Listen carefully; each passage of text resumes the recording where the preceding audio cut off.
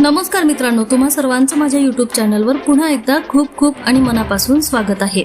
आजच्या व्हिडिओमध्ये आपण बघूया केंद्रीय कर्मचाऱ्यांसाठी आनंदाची बातमी।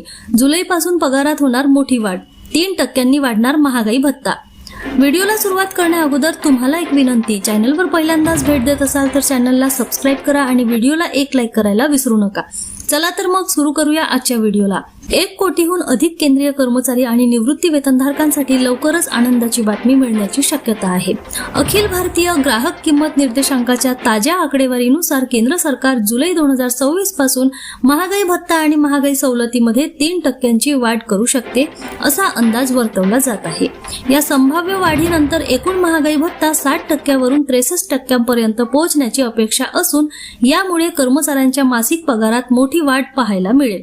सरकारच्या या निर्णयाचा थेट फायदा सुमारे 50 लाख कर्मचारी आणि 65 लाखाहून अधिक पेन्शनधारकांना होणार आहे। महागाई भत्त्याचे निर्धारण कामगार मंत्रालयाद्वारे जारी करण्यात येणाऱ्या औद्योगिक कामगारांच्या किरकोळ महागाईच्या गेल्या 12 महिन्यांच्या सरासरी आकडेवारीवर आधारित असते।